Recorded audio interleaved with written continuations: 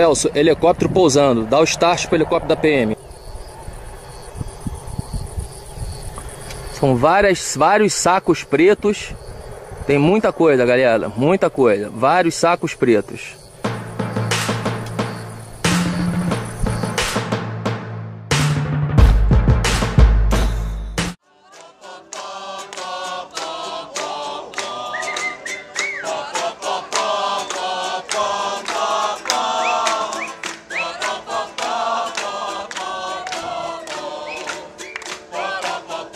A Polícia Federal e a Polícia Militar do Espírito Santo divulgaram que no dia 24, divulgaram no dia 25, uma segunda-feira, que na véspera tinham feito uma apreensão de 445 quilos de pasta base de cocaína que tinham sido transportados por um helicóptero. Aí a grande surpresa da ocasião foi que se soube que esse helicóptero pertencia ou pertence à família Perrella. Os políticos envolvidos são políticos importantes em Minas Gerais, são políticos conhecidos pelas ligações que tem com uma pessoa que se apresenta hoje como candidato a presidente da República. Define uma palavra, cruzeiro. Uma palavra só. Paixão. Dinastia. Perrella? Aécio Neves. Amigo. O helicóptero do deputado Gustavo Perrella, filho de Zezé Perrella, saiu do Paraguai, fez um pouso em hotel fazenda de luxo em Jarinu, interior de São Paulo, onde deixou uma parte da droga, e no dia seguinte pousou em uma fazenda em Afonso Cláudio, Espírito Santo, onde houve o flagrante. Foram presos o piloto Rogério Almeida Antunes, funcionário da Assembleia Legislativa de Minas Gerais, o copiloto Alexandre José de Oliveira Júnior, o empresário Robson Ferreira Dias e o jardineiro Diélio Rodrigues. É a segunda maior apreensão de droga lá do Espírito Santo, uma das maiores que já houve no Brasil, de quase meia tonelada de pasta base de cocaína. Ihu! Estilo tu é doido, maluco.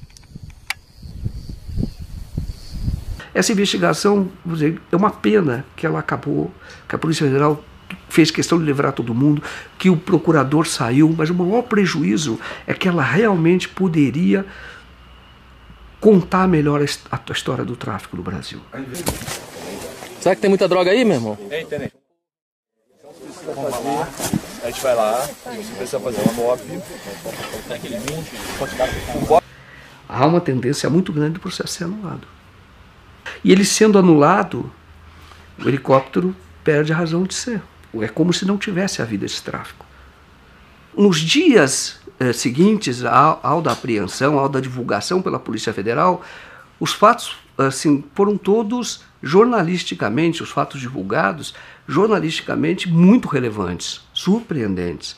Então você descobre que o piloto ele era funcionário da Assembleia Legislativa de Minas Gerais. O próprio deputado autorizou o transporte, dizendo que não sabia do que se tratava, mas autorizou que se fizesse esse transporte. Aí começa a ter algumas informações não confirmadas de que a cocaína teria vindo do Paraguai e iria para a Europa. Então torna essa apreensão ainda mais, vamos dizer assim, relevante do ponto de vista criminal, porque é tráfico internacional. Mas a imprensa em geral, ou a imprensa, a chamada grande imprensa, não deu bola para isso. Não deu bola. Ela tentou esconder o caso, esconder rapidamente, falava muito pouco, não falava muito das ligações políticas do senador Zezé Perrella. Não houve divulgação na mídia impressa, por exemplo, ou na televisão da liberação dos traficantes. Uma liberação feita no dia em que eles prestariam o depoimento ao juiz. O juiz não quis ouvir o depoimento. Poderia ter ouvido o depoimento e liberado depois, mas não. Antes que a audiência começasse, ele veio com a decisão de que não iria ouvi-los. O procurador, então, ele simplesmente abandona o caso, insiste para abandonar o caso e diz o seguinte: olha, eu não posso porque agora eu sei de fatos, ouvi coisas que me fazem testemunhas de defesa dos traficantes. Então é uma coisa absurda, entendeu? A pessoa sai da condição de acusador para ser testemunha de defesa dos traficantes. Você imagina, por exemplo, num outro caso famoso, o caso do Mensalão. Você imagina o procurador da República, na época, o Gurgel, ou mesmo o anterior, ele simplesmente, depois de iniciada toda a acusação, ele diz, olha, não posso mais, eu agora vou ser testemunha de defesa dos acusados. É um total escândalo. Mostra a disposição do órgão de acusação, aquele que deve fiscalizar, aquele que deve acusar, mostra ele, na verdade, preocupado em livrar a cara das pessoas.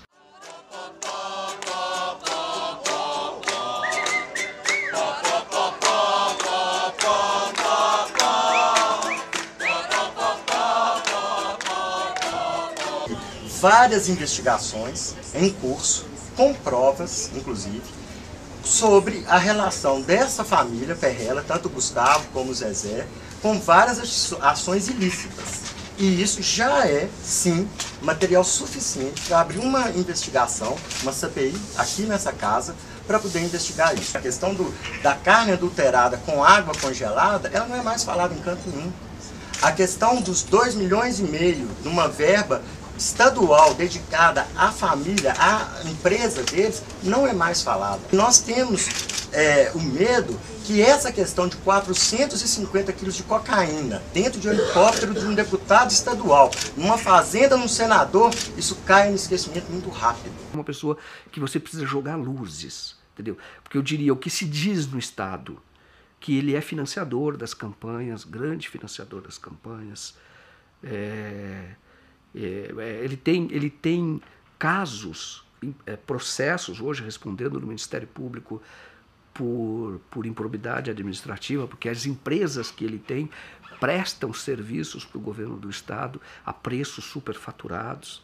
Suspeita de irregularidades no enriquecimento do suplente de senador em Minas e presidente do Cruzeiro, Zezé Perrella. O Ministério Público quer saber como ele conseguiu comprar uma fazenda avaliada em 60 milhões de reais. Na propriedade, o Cartola planta e estoca grãos, tem uma floresta de eucalipto, uma fábrica de ração, cria gado e suínos. A sede, ampla e luxuosa, tem piscina e pista de pouso para aviões com até 15 passageiros. Hoje a remuneração bruta de um deputado estadual é de R$23 mil. Perrella ocupou uma cadeira na Assembleia Legislativa de 2006 a 2010. Também foi deputado federal de 99 a 2003. O Ministério Público quer saber de onde veio o dinheiro para o patrimônio se multiplicar tão rápido. O senador Aécio Neves impôs ao ex-presidente Itamar Franco, quando candidato ao Senado, que tivesse como suplente o Zezé Perrella.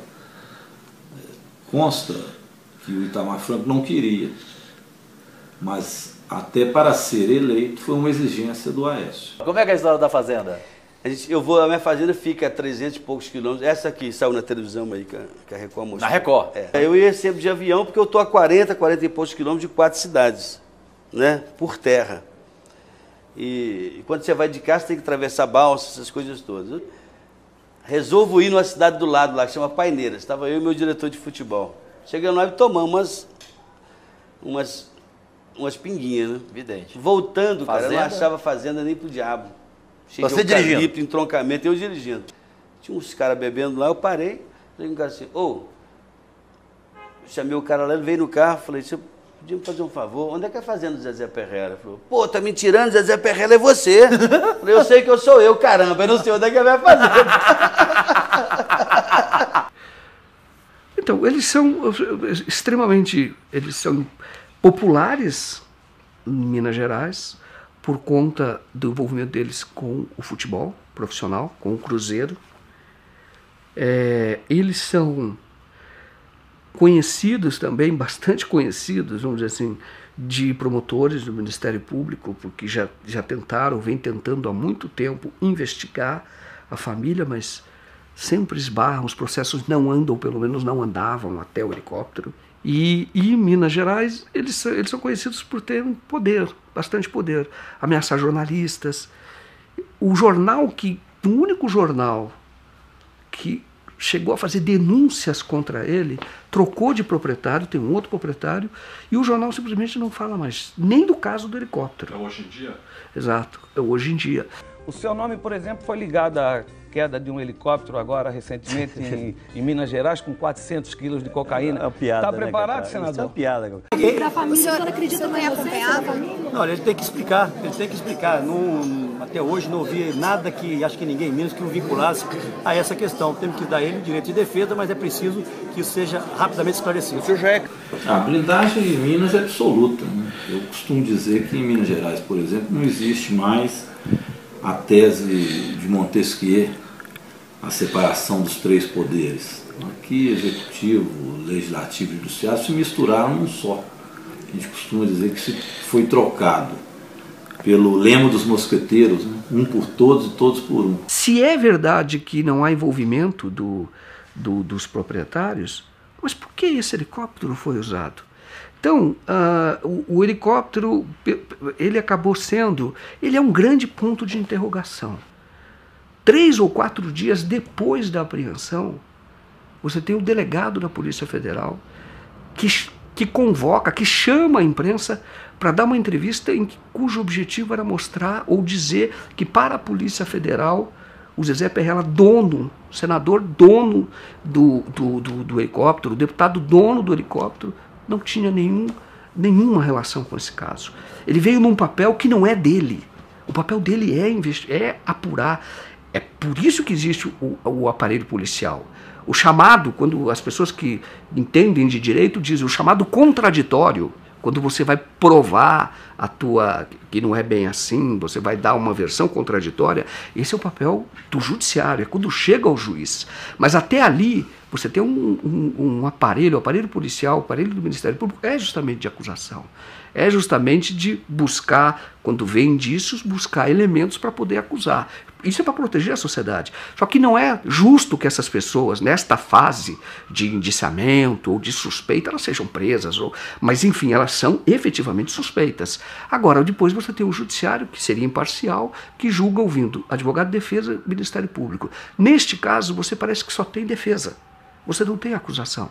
E aí quando se diz que a própria imprensa que tem esse papel, nós ouvimos já que ela é o cão de guarda da sociedade, que ela tem esse papel de fiscalização, ela também não fez, ela também se omitiu. Você tem, por exemplo, uma pessoa do Rio de Janeiro, que é o Robson Ferreira Dias. A polícia disse que ele era um comerciante, assim, menosprezou, como se fosse uma pessoa um laranjão. E não é. Esse era empresário de futebol, também empresário de futebol profissional. E tem muitos bens na cidade dele, em Araruama. Ele fez viagens para negociar a compra da cocaína na Colômbia. Ele fazia os contatos na Europa. O Alexandre tem uma escola de pilotos em Campo de Marte. E aí quando você conhecia o Alexandre, então você vê que o Alexandre era um empresário em ascensão, crescendo muito rápido. Em 3 anos ele não tinha nenhum helicóptero, passou a ter 5, muitos alunos, ele muito ambicioso, muito articulado, muito preparado, muito inteligente, sem nenhuma passagem pela polícia. Ele era maçom, participava de associações de pilotos, ele era um cara respeitado, entendeu? Como empresário, em ascensão. 26 anos e um empresário. Deu entrevista em rede nacional. Alexandre, você é traficante? Não sou traficante. Com toda sombra de dúvida, não sou traficante. Mas você foi buscar cocaína e levou para o Espírito Santo? Negativo, seu Joaquim. Fui contratado para fazer um voo do Paraná para o Espírito Santo de produto eletrônico e veterinário. Em momento algum nós tínhamos conhecimento que estávamos transportando cocaína. Nem eu e nem outro piloto, o Rogério. O senhor acha que foi usado? Com certeza foi usado. Com que objetivo? Olha, eu não sei te dizer, mas eu acredito que qualquer piloto que soubesse que estivesse transportando cocaína não pousaria em nenhum aeroporto controlado.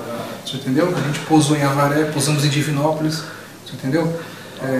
Com conhecimento da carga, se tivéssemos o conhecimento, a gente não pousaria em nenhum aeroporto.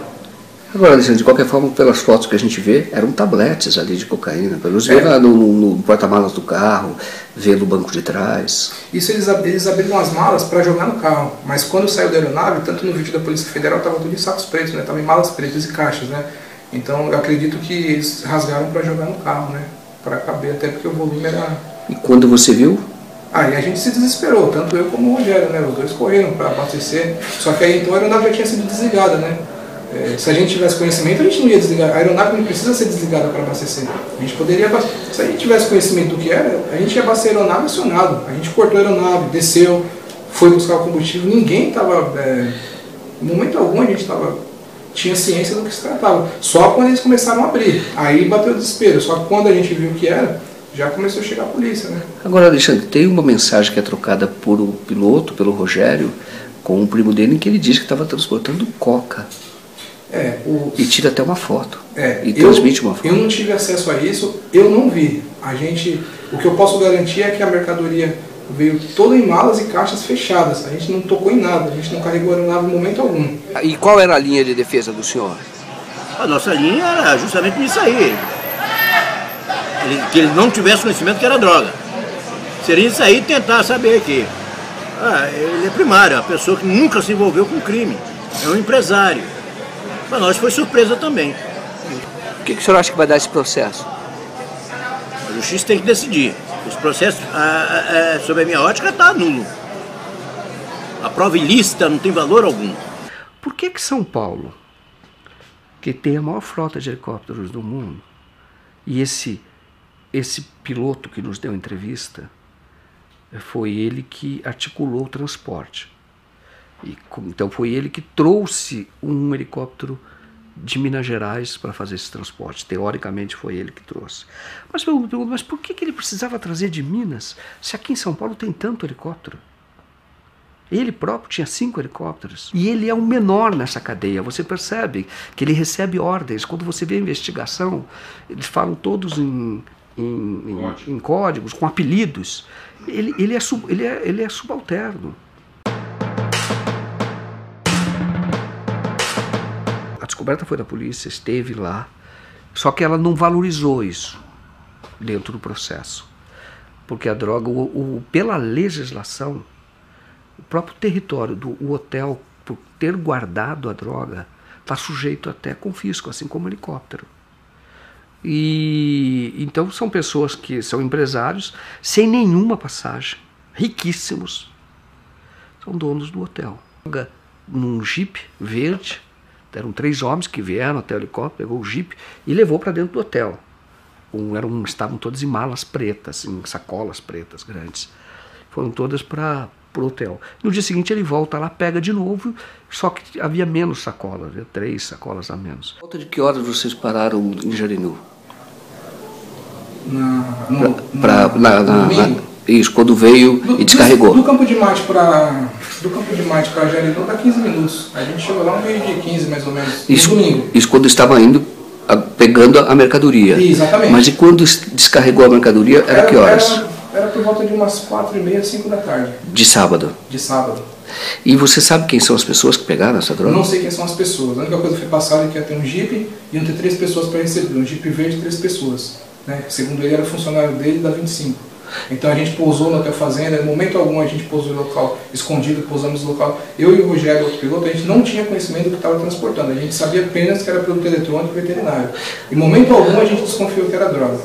Você acha que os donos dos hotéis sabiam que estava sendo descarregada essa mercadoria lá? Eu não posso afirmar para o senhor. Não posso afirmar isso. Até porque eu não conheço os donos do hotel. Né? Eu fui contratado pelo rádio e foi a única pessoa que eu tive contato. Né? Então quando você vê esse helicóptero, você vê a escola de helicóptero, o cara crescia muito, crescendo muito, o empresário. Você vê outro empresário de futebol do Rio de Janeiro. Aí você vê esse hotel, é grandioso esse hotel. Tem shows do Bruno e Marrone, aquelas coisas bem grandes, sabe? Vai muita gente lá, entendeu? Aí quando você vê isso, você fala, cara, você tá... Olha que oportunidade que a gente tem de contar bem a verdadeira história do tráfico. Entendeu? Esse hotel é algo que a gente deve aprofundar, nós como jornalistas devemos aprofundar. Eu fui até um ponto, vou dizer que ainda não fui além, porque nós iríamos muito à frente da polícia. E nós não temos os instrumentos para fazer isso. Entendeu? É uma investigação virgem que a gente vai na frente, totalmente na frente, porque essas pessoas sequer foram acusadas, sequer foram mencionadas.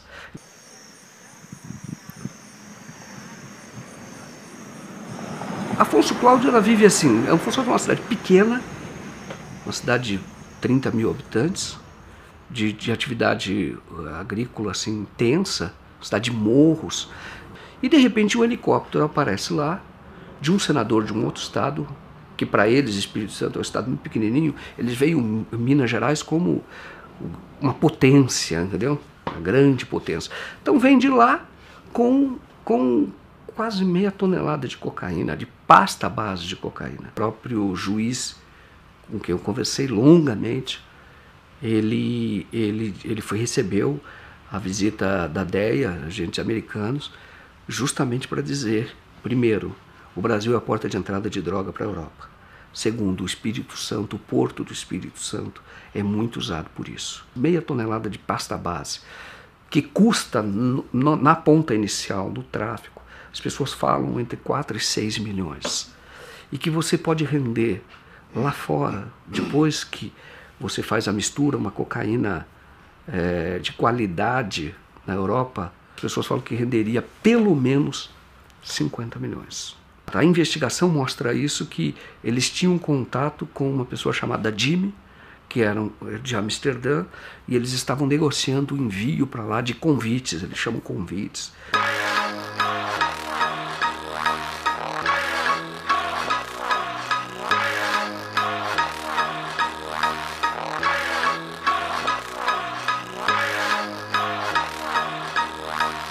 A investigação parou. Os caras foram soltos. Foram soltos sem pagar fiança, sem exigir, por exemplo, tornozeleira, que poderiam ficar em tornozeleira, sem nenhuma obrigação de comparecer mais à justiça. O helicóptero pode ser devolvido para a família Perrella. A droga vai ser queimada, mas ninguém tem certeza que se o que vai ser queimado será a mesma droga. Aí diz, olha, e como é que fica a sociedade? Por que estamos fazendo tudo isso? Agora, impressionante é que se hoje você for em qualquer presídio, feminino sobretudo, a maior parte das pessoas que estão nesses presídios, presos como ratos, assim, de superlotação, a maior parte é por tráfico de drogas. A maior parte. Mas olha que contradição. São as pessoas pegas com meio quilo, às vezes até para consumo próprio, essa é a discussão. Essas estão presas, mas presas por 10 anos, por 12 anos. Entendeu? Arrebentou totalmente. É isso que o Brasil está aprendendo. Então, como é que o senhor, como político, recebeu aquela apreensão de drogas no Espírito Santo? Como é que Minas tem tratado isso? O que nos choca nisso são as diferenças de tratamento. Nem o piloto, após um flagrante de 445 quilos de pasta base de cocaína, nem o piloto está preso, que foi pego em flagrante. Mas nós temos um jornalista que, por editar matérias que não são do interesse do senador Aécio Neves, está preso há mais de 4 meses, doente, teve infarto, está na enfermaria do hospital, não foi condenado a absolutamente nada, está preso. Nós temos ainda em Minas Gerais, já condenado por 102 anos de cadeia, assassinos e o mandante do assassinato da chacina de Unai, que assassinaram na época 7 sem-terras. Eles já foram condenados a mais de 100 anos de cadeia e estão soltos por habeas corpus, que lhes dá o direito de responder. Aliás, já foram condenados, estão em liberdade para fazer o recurso deles em liberdade, e já condenados. Esses conseguiram habeas corpus. E o jornalista não consegue um habeas corpus. Então nós temos aqui preso político, nitidamente preso político. Aqui está tudo dominado. Tudo é feito em torno do senador Aécio Neves. Virou espécie de imperador. Zezé, a maior torcida de Minas é a do Atlético. Não tem nem comparação, né, Calil? A do Cruzeiro é muito maior. E a camisa mais linda do Brasil também é do Atlético. É isso, rapaz. Azul é azul. Desculpe, mas quer ver eu acabar fácil com essa discussão? Para vocês, quem vai ser o melhor governador para Minas? Anastasia, porque a Anastasia tá com a Aécio desde o primeiro dia. E ajudou Minas a crescer, né? Esse caso do Helicoca foi, na verdade, um grande aviso. Olha, o crime compensa. O grande crime compensa no Brasil.